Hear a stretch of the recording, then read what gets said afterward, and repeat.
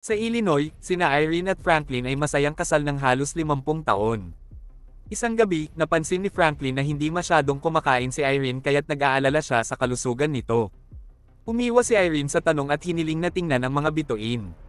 Nagpunta sila sa kanilang shed, inalis ang ilang gamit at tumambad ang isang nakatagong pinto. Bumaba sila sa isang lagusan na may isa pang pinto patungo sa kakaibang silid. Biglang may mga misteryosong ilaw sa paligid nila na nag-teleport sa kanila, at ito'y naging sanhi ng pagsusuka ni Franklin. Nakarating sila sa isang observation deck sa ibang planeta na may napakagandang tanawin ng kalangitan. Ilang sandali, gusto nang bumalik ni Franklin, ngunit nais pa ni Irene na manatili ng mas matagal. Sinabi ni Franklin na mula noong isang taon ay mas madalas nang gustong bumalik ni Irene. Nakapunta na sila roon ng 865 beses mula nang makita nila ang pinto, at wala namang nagbago kaya't napapagod na siya. Iniisip niyang ipaalam na ito sa iba, pero kumbinsido si Irene na dapat silang dalawa ang makakahanap ng sagot. Sa kanilang pagbalik, hindi nila napansing pinagmamasdan sila ng kapitbahay nilang si Byron mula sa malayo. Kinabukasan, nakitang nagpuputol ng damo si Byron sa bakuran ni Franklin, na ikinagalit ni Franklin at tinawag na panghihimasok. Matapos ang ilang saglit ng pag-uusap, umalis ang mag-asawa, at dali-daling bumalik si Byron sa bahay para sumilip sa hardin ni Franklin. Sinabi niyang sinungaling si Franklin dahil sa mabuting kalagayan ng kanilang mower. Pagod na si Janine, asawa ni Byron, sa kanyang obsesyon sa kanilang kapitbahay, ngunit nagpupumilit si Byron at iniisip na may itinatago ang mag-asawa sa shed. Nagpunta naman si Franklin kasama ang kanilang apo sa tanghalian, at nag-aalala ito sa kanila dahil may isang kapitbahay na nagpadala ng mensahe sa social media na madalas maglakad ang mag-asawa sa 10 oras ng gabi. Sa ospital, sinabihan ng doktor si Irene na kailangan ng mas maraming ehersisyo at pangangalaga. Sinabi niyang hirap na si Franklin sa pag-aalaga kay Irene, at kailangan na nila ng tulong. Nang matapos ang mga pagsusuri, binisita ni Irene ang isang kaibigan na may problema sa memorya at ibinunyag niya ang tungkol sa teleport, pero agad na nakalimutan ito ng kaibigan. Sa gabing iyon, nakalimutan ni Franklin sunduin si Irene, at nang pauwi na sila, naubusan ng gasolina ang truck dahil nakaligtaan niyang magpagasolina. Dahil walang tao sa bahay, sinamantala ni Byron ang pagkakataon para pumasok sa shed at magsiyasat, ngunit nakahulog siya ng telepono at napilitang lumabas agad. Makalipas ang gabi, sinabi ni Irene kay Franklin na ibenta ang bahay at magpatuloy sa buhay kapag siya'y pumanaw na. Matapos makatulog si Franklin, sumulat si Irene ng isang liham ng paghingi ng paumanhin at tumungo sa observation deck, handang buksan ang huling pinto para lumabas. Ngunit biglang may lumitaw na isang tao sa kanyang likod, humihingal at humihingi ng tulong. Sa umaga, natagpuan ni Franklin si Irene sa hardin at isinalaysay niya ang tungkol sa misteryosong tao. Agad na pumunta si Franklin sa tunnel at natagpuan ang lalaki, duguan. Dinala nila ito sa sala ngunit hindi makahanap ng tamang mga salita. Iniisip ni Franklin na isa lang itong adik na naligaw kaya tumawag siya ng pulisya. Natarante si Irene at naniniwalang bahagi ng misteryo ang estranghero kaya tinago nila ito sa itaas ng bahay. Nang dumating si Officer Thomas, sinabi ni Franklin na nakatakas na ang intruder, ngunit pinilit pa ring silipin ni Thomas ang paligid. Sinabi ni Irene kay Thomas na wala sa tamang pag-iisip si Franklin nitong mga nakaraang araw kaya't umalis si Thomas. Samantala, sa Argentina, si Tony matapos maghapunan kasama ang kanyang ina na si Estela, nagkunwari si Tony na matutulog na ngunit lihim siyang lumabas sa bintana upang makipagkita sa isang kaklase. Pinakita niya rito ang kanilang bahay ngunit iginiit ng kaklase na pumasok sila sa kapilya na katabi ng bahay.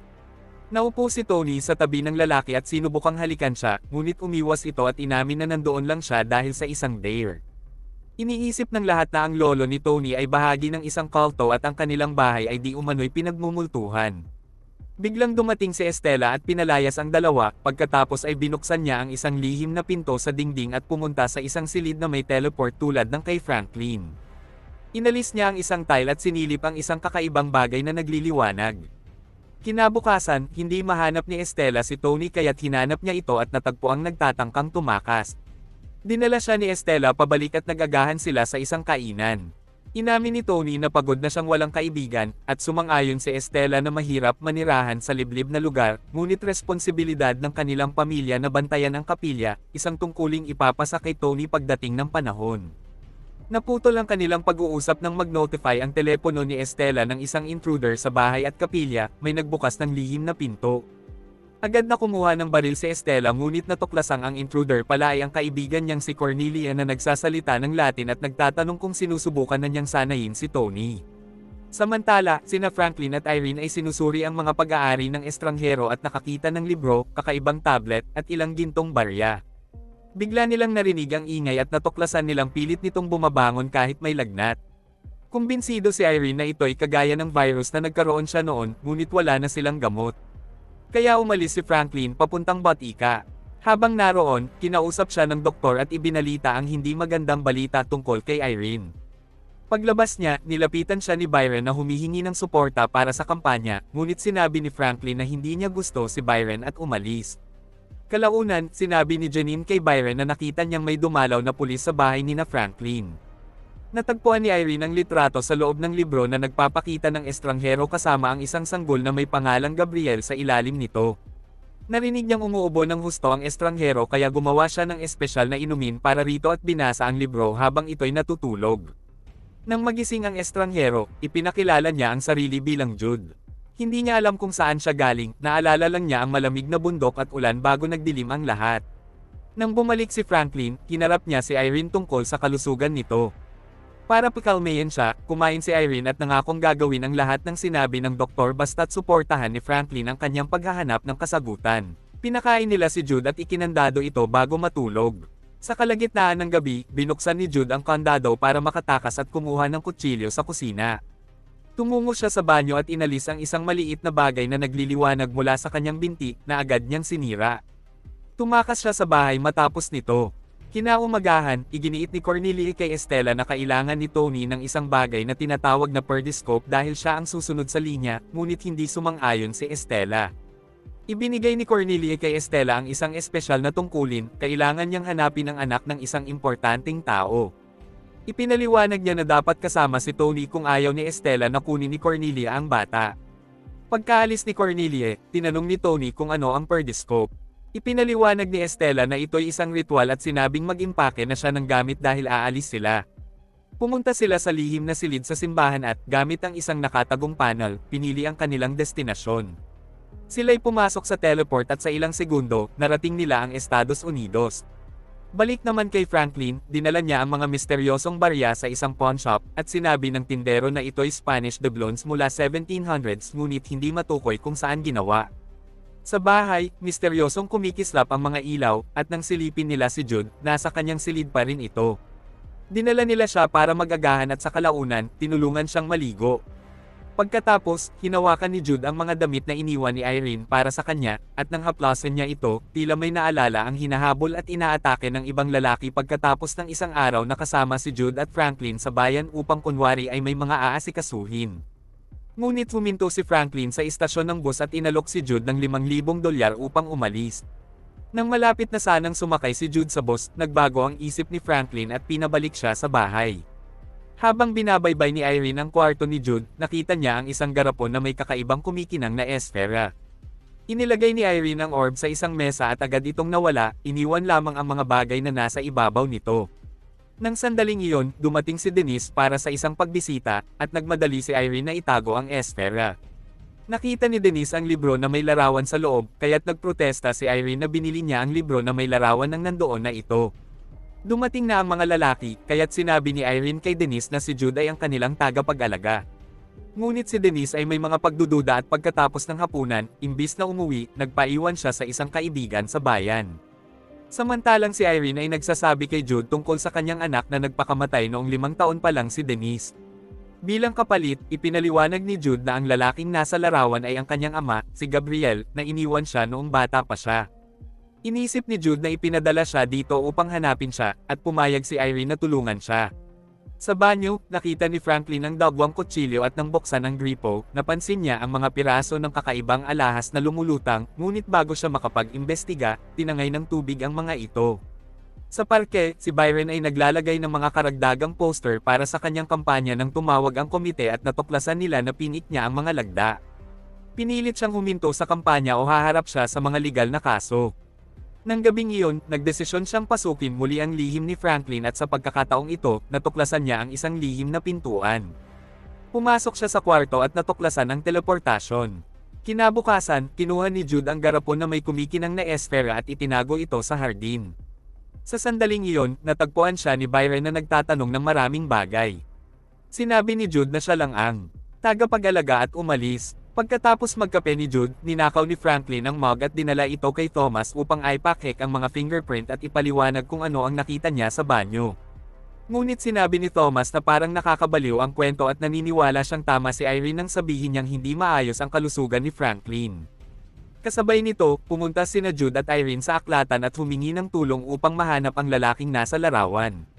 Nakakuha sila ng match mula sa isang pahayagan. Lumabas na ang ama ni Jude ay inaresto maraming taon na ang nakalipas at mayroon din itong amnesia.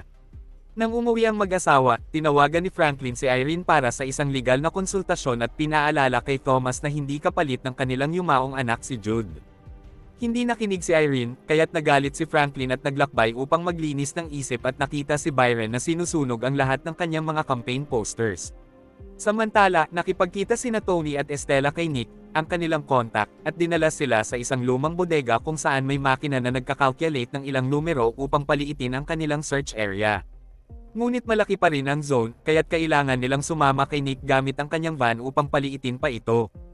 Pumunta sila ng magkasama at habang binabaybay ang daan, nakatagpo si Tony ng isang chest na may mga armas. Sa care home, pinalaya si Chandra dahil nahuli siyang nagnanakaw mula sa mga pasyente. Nagpasya siyang bumisita kay Irene at nabigo nang malaman niyang nandoon na si Jude bilang tagapag-alaga, ngunit iniwan pa rin niya ang kanyang business card. Bago umalis, nagpanggap siyang pupunta sa banyo at naghahanap ng makakakuha. Ilang sandali matapos ito, tinanong ni Irene si Jude na kunin ang telepono dahil siya ay naliligo. Ito ay mula sa pawn shop na nakakita ng buyer para sa mga coins. Nagpanggap si Jude na siya ang anak ni Franklin at nakuha ang numero ng buyer. Tinawagan ni Jude ang numero at tinanong ang tungkol kay Gabriel, ngunit sinabi ng lalaki na nagkamali siya. Nagbigay din ito ng ilang salitang Latin na tumutugma sa sinabi ni Cornelius kay Estella na ikinatarante ni Jude. Nagpalusot siya kay Irene na isang telemarketer lang ang tumawag. Bago matulog, binigyan ni Irene si Jude ng pera para sa lahat ng kanyang natulungan sa bahay. Nang magising si Jude, napansin niyang nawawala ang kanyang tablet at pinaghihinalaan si Chandra. Kinuha niya ang business card nito upang maghanap ngunit naligaw siya at pumasok sa isang bar upang magtanong ng direksyon. Nandoon si Denise kasama ang kanyang kaibigan, kaya nagtambay sila kay Jude, at sobrang saya nila kaya pumayag siyang umakyat sa entablado para sa karaoke at kumanta ng isang mabagal na kanta sa Latin. Tinitigan siya ng lahat na parang siya'y kakaiba, kaya nang malihis ang atensyon ni Denise, umalis si Jude sa bar. Sa pool hall, naglalaro mag-isa si Franklin hanggang dumating si Byron at inakusahan siya ng pagtawag sa mga awtoridad tungkol sa peking lagda. Ngunit nagsisiguro si Franklin na hindi niya ito ginawa. Nagpatuloy ang mga lalaki sa paglalaro ng pool at nakipag-bonding tungkol sa kanilang mga asawa. Hindi sigurado si Franklin kung mahal pa siya ni Irene, at ipinaliwanag ni Byron na si Janine ay isang byuda nang magkita sila, kaya't pakiramdam pa rin niya ay isang consolation prize hanggang ngayon. Lasing na silang dalawa at nag-confess si Byron na nakita niya ang lihim na kwarto sa shed, kaya pumayag si Franklin na ipakita pa sa kanya. Sa kalagitnaan ng gabi, nagising si Irene at napansin na hindi pa bumabalik sina Jude at Franklin, kaya't nagdesisyon siyang maghanap gamit ang kanyang lumang kotse. Di nagtagal pagkatapos niyang umalis, dumating sina Byron at Franklin at agad nilang pinaandar ang teleport, ngunit wala nangyari, at ngayon ay iniisip ni Byron na hindi dungeon ang lugar na ito. Balik kay Jude, naglalakad siya sa kalsada at natakot nang makita ang isang kotse ng pulis, kaya't nagtakbo siya. Sinundan siya ng pulis at nahawakan siya na nagdulot sa kanya ng alaala ng kanyang umaataking lalaki. Inilabas na ang katotohanan na siya pala ay tinusok ng maraming beses ang lalaki, kaya't ipinaliwanag ang dugo sa kanyang mga damit. Inaresto ng pulis si Jude, at sa parehong oras ay dumadaan si Irene malapit sa police station. Nadismaya si Irene nang makita niyang tumakas si Jude at hiniling ang katotohanan. Ipinaliwanag ni Jude na buong buhay niya ay nakatago siya sa isang isolated na compound sa gitna ng wala upang protektahan ang misteryosong pinto. Marami sa mga pintong ito, at wala nang nakakaalam kung sino ang gumawa o bakit, ngunit napakabago ng mga ito. Nakita ni Irene ang lugar na iyon at tinawag niya itong isang desyertong kalikasan kung saan ang mga bagay ay nauurong. Ang lalaki na pinatay ni Jude ay isang gwardiya na nagtangkang pigilan siya mula sa pagtakas, at kung makita siya ng mga miyembro ng kanyang organisasyon, papatayin siya. Si Gabriel ay dumaan sa pinto kaya't ginamit ito ni Jude upang maghanap. Pagkatapos, gamit ang kanyang charm, pinaalis ni Irene ang pulis. Samantala, nakarating ang grupo ni Estela sa isang transmission tower at nagsimula si Nick sa pag-akyat nang subukang kumuha ng larawan si Tony at ipinagbawal siya ng Nick na mag-post sa social media. Ang tower ay pinagmumulan ng signal mula sa isang utility worker na dumating, kaya't mabilis na pinabagsak ni Estela siya at itinago sa van. Pagkatapos, umalis ang trio at ipinahayag ni Nick na pupunta sila sa Illinois. Ilang oras pagkatapos nito, hiniling ni Estela kay Nick na dumaan sa ibang daan at tumigil sa malapit sa kagubatan. Naglakad siya sa mga puno at naalala ang pagkakaroon ng misyon dito kasama ang kanyang ama nang bata siya. Dapat ay nanatili siya sa sasakyan kasama ang radar, ngunit sinundan niya ang kanyang ama at nanood ng laban sa isang teenage girl na ayaw sumama. Tinusok siya ng batang babae at tumakas, kaya't binaril ng lalaki upang pigilan siya. Nang matapos ang insidente, tinulungan ni Estela ang kanyang ama na itapon ang katawan sa kotse at itinapon sa lawa. Itinuro ng kanyang ama sa kanya na ito ang kanilang tungkulin. Sa van, tinuruan ni Nick si Tony kung paano gumamit ng baril at aksidenteng sinabi na kilala niya ang kanyang ama na hindi alam ni Tony. Kinabukasan, dinala ni Franklin si Irene sa ospital at natuwa ang doktor nang makita niyang mas maganda na ang kalagayan ni Irene. Samantala, bumisita si Denise sa bahay at tinanong si Jude tungkol sa larawan sa libro. Sinabi ni Jude na ang kanyang pamilya ay kabilang sa isang kulto at iniisip ni Denise na isang biro lang ito. Nang bumalik ang mag-asawa, kinuha ni Franklin ang isang lumang kamera at ipinakita ito kay Byron upang magpatulong na ipadevelop ang mga larawan at matuklasan ang katotohanan. Pagkatapos, bumisita si Irene kay Chandra at pinigil siya para mapanatiling abala, habang si Jude ay nag-break-in sa kwarto ni Chandra upang kunin ang kanyang tablet. Ngunit nakakita siya ng isang kwintas na may parehong bagay na gamit ni Jude sa kanyang binti, kaya't nagmadali siyang harapin si Chandra. Nagkaroon ng argumento at inamin ni Jude na marami pang mga gamit na ninakaw si Chandra mula sa mga pasyente. Nang makaalis, ipinaliwanag ni Jude na ang tablet ay isang susi at may mga maliit na kapsula o trackers kaya tinanggal niya ang kanya. Iniisip niyang ang kwintas ay dating pag-aari ng kanyang ama. Samantala, ini-develop ni Byron ang mga larawan at nakita si Irene at Franklin sa observation deck. Agad siyang umuwi upang maghanap ng impormasyon online at natagpuan ang libu-libong mga conspiracy theories, hanggang sa nakatagpo siya ng isang tawag na posibleng pinto na gawa ng isang misyonaryong Argentine mula noong 1723.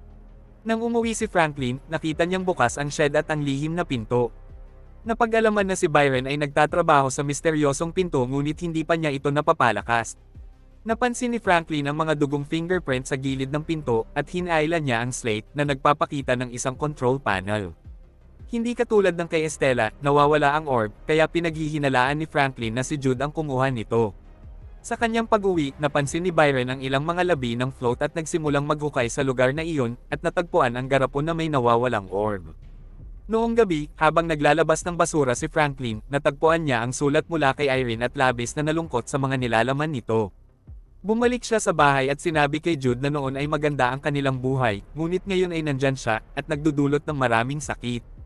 Tinanong siya ni Jude kung sigurado siya ang dahilan kaya't umalis si Franklin at nagpalipis ng gabi sa bahay ni Byron.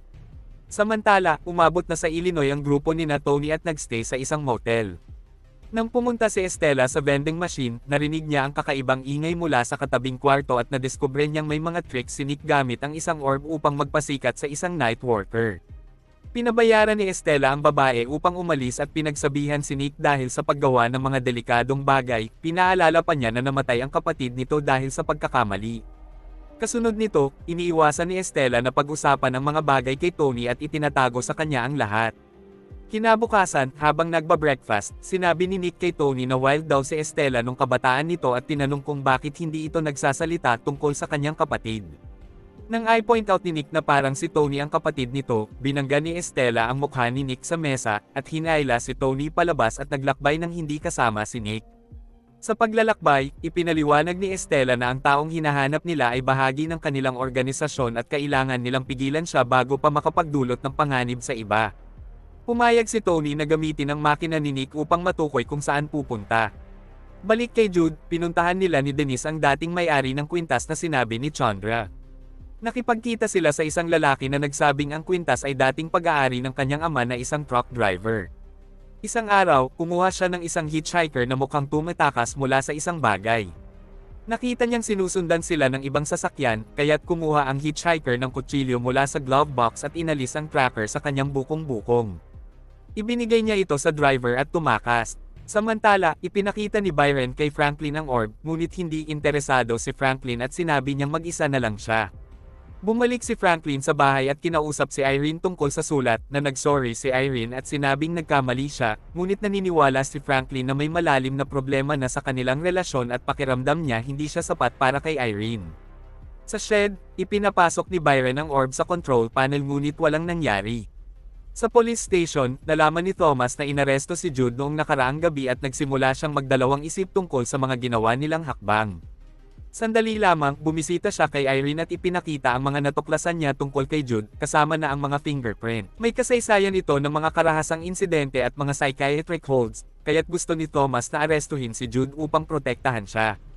Nagkunwari si Irene na siya ay pinagtawanan lamang at lasing. Makalipas ang ilang sandali, dumating sina Denise at Jude na may impormasyon kung saan nakita ang ama ni Jude ilang taon na ang nakaraan.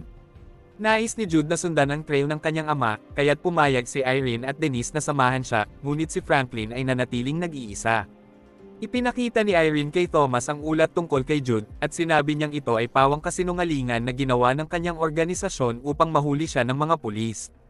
Pagkatapos umalis ng grupo, tumawag si Franklin mula sa potensyal na buyer sa Dublin at nalaman ang kasinungalingan ni Jude. Ipinahayag ng buyer na napakabihira ng mga ito at gusto nilang malaman kung saan nakuha ni Jude ang mga iyon, ngunit nag-alala si Franklin at pinutol ang tawag. Sa parehong oras, tinawag siya ni Byron at ipinakita ang mga koneksyon na ginawa niya sa generator at teleporter. Inisip ni Byron na ang orb ay ang charger ng makina, at nawala ang lakas nito nang tinanggal ang orb, kaya't kailangan itong i-recharge. Nang ikabit nila ito, nagsimula ang panginginig sa buong tunnel at nagpadala ang orb ng malakas na shockwave, na nagdulot ng mga ilaw sa buong kapitbahayan na kumikislap, nag-trigger ng alarm ng mga sasakyan, nagpatulog ng mga aso, at pumatay ng mga ibon. Sa van, nagkaroon ng short circuit ang makina, halos mag-crash si Estela dahil sa orb. Napansin nilang pareho ni Tony na nakarating sila sa isang barangay na walang kuryente. Nang huminto ang orb, ginamit nina Franklin at Byron ang teleport. Si Byron ay nagsuka bago pumasok sa observation deck at nagulat sa ganda ng planeta. Inamin ni Franklin na hindi siya kailanman naging matapang na lumabas, ngunit ngayon ay handa na siya at ipinahayag na nagtatrabaho siya sa mga spacesuit sa loob ng ilang taon. Kailangan nilang tapusin ito at pumayag si Byron na tumulong, kaya't nag-shopping sila ng diving equipment. Dumaan din siya sa bahay upang kumuha ng mga gamit at kinailangan niyang magsinungaling kay Janine tungkol sa proyekto. Nainis si Janine dahil hindi na siya makauwi lately at nagsimulang magreklamo tungkol sa kahihiyan na ibinunsod niya sa pamilya dahil sa peking pirma. Dito naisip ni Byron na siya pala ang nag-report sa kanya sa council. Sa parke, naglalagay ng missing sign si Estela na may mukha ni Jude. Nakita siya ni Thomas, na napansin ang maling lugar na paradahan ng van at nagsimula siyang maghinala sa mga banyagang turista sa kanilang maliit na bayan. Nagumpisa si Tony magtawag ng random na bagay sa Spanish at nag-away sila ni Estela para hindi maintindihan ni Thomas kung ano ang kanilang sinasabi. Dahil dito, naging uncomfortable si Thomas at umalis. Nang maglaon sa hotel, chin-check ni Tony ang social media at natagpuan ang isang video ni Jude sa karaoke bar. Ngunit sinabi ni Estela na siya lang ang mag-iimbestiga. Pag-alis ni Estela, tinawagan ni Tony si Nick para humingi ng tulong. Pumunta si Estela sa bar at nahanap ang business card ni Jude na aksidenteng naiwan niya. Sunod niyang pinuntahan si Chandra na tumangging magsalita maliban kung babayaran siya. Dahil wala siyang pera, bumalik si Estela sa hotel at nakita si Cornelius na naghihintay ng update. Nang sumunod na araw, pumunta si Cornelius at ang mga babae para makita si Chandra muli at sinubukang bayaran siya gamit ang Dublins, ngunit hindi siya naniwala na totoo ito. Hiniling ni Cornelius ang pera kaya't pinilit niyang saktan si Chandra hanggang magbigay siya ng lokasyon ni Jude. Pagkatapos, pinatay ni Cornelius si Chandra at sinunog ang kanyang katawan sa kotse. Samantala, dumating sina Irene, Jude, at A sa lugar kung saan umano dinala ng truck driver si Gabriel. Nakipagkita sila kay Hannah na nagsabing dating nakipag-date siya kay Gabriel ngunit iniwan siya ni Gabriel 5 taon na ang nakalipas ng walang palam. Nang malaman ni Hannah kung gaano katagal naglakbay ang grupo, inimbitahan niya sila na magstay sa kanilang bahay.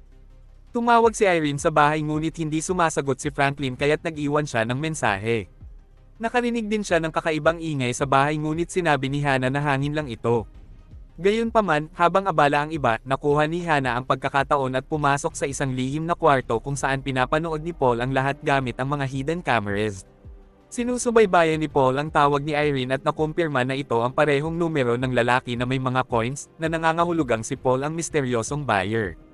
Pagkatapos, pinayagan ni Hannah si Jude na matulog sa kwarto ni Gabriel at nagulat siyang makita ang parehong aklat na binabasa ni Gabriel na may mga tala sa mga gilid at isang piraso ng papel na may mga daan. Sa kabilang kwarto, humihingi ng paumanhin si Irene kay Denise sa pagkamatay ng kanyang ama at inaako ang responsibilidad. Isang flashback ang nagpapakita na ang anak ni Irene ay labis na nalungkot, ngunit pinilit siyang magpatuloy upang alagaan ang kanyang pamilya, na siyang naging huling dahilan ng kanyang pagpapakamatay. Kinabukasan, umalis ang trio at sinundan sila ni Paul sa kanyang sasakyan.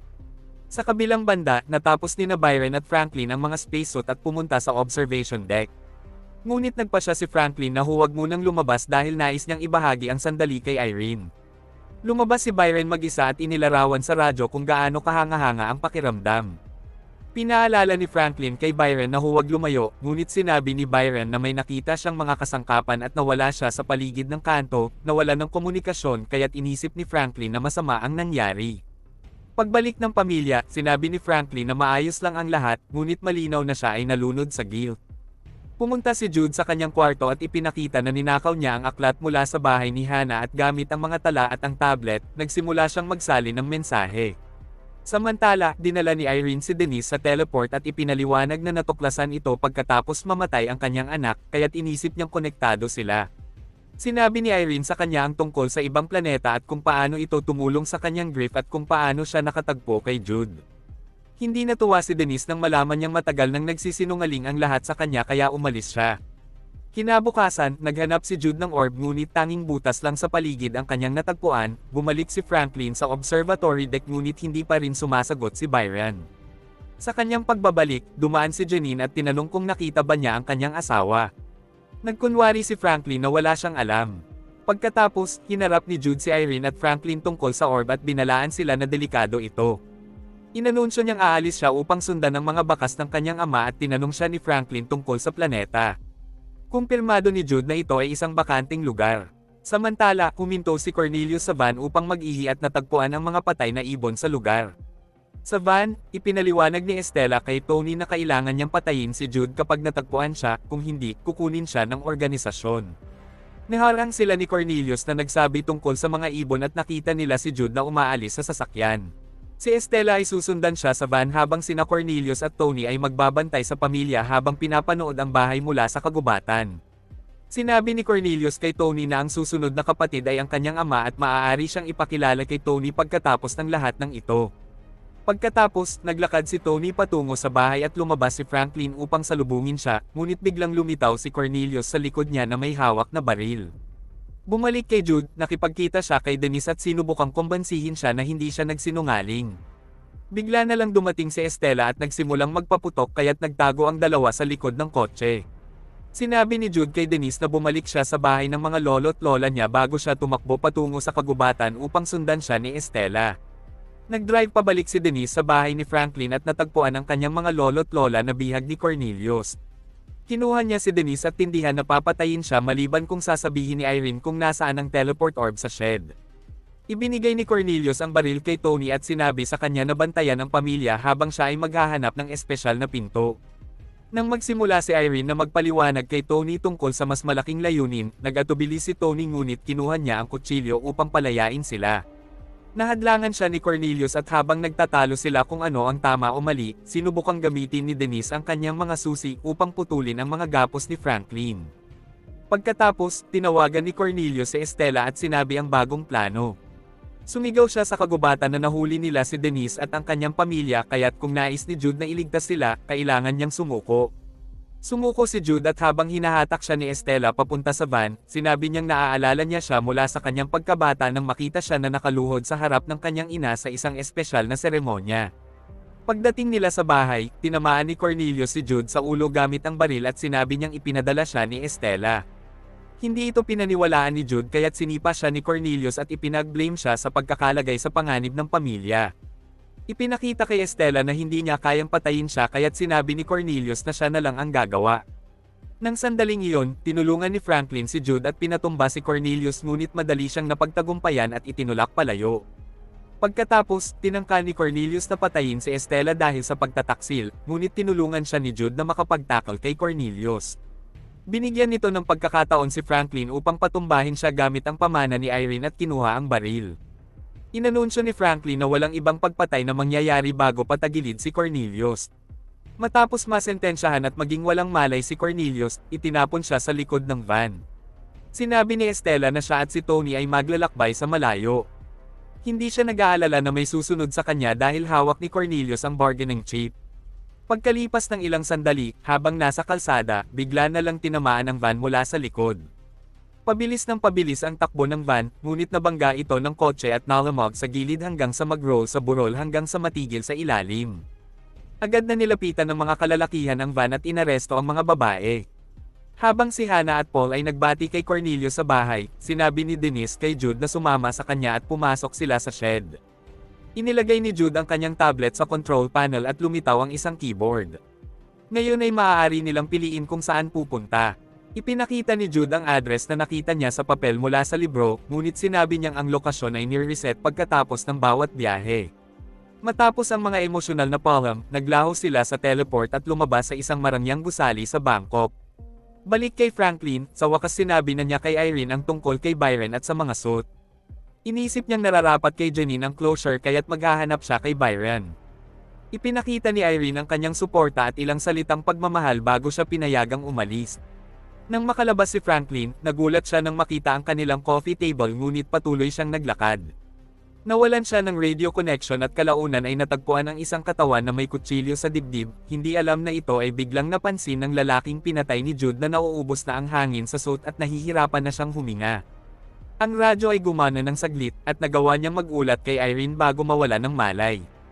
Inisip niyang tapos na ang kanyang oras, ngunit sa mga sandaling iyon, dumating si Irene at tinanggal ang kanyang helmet.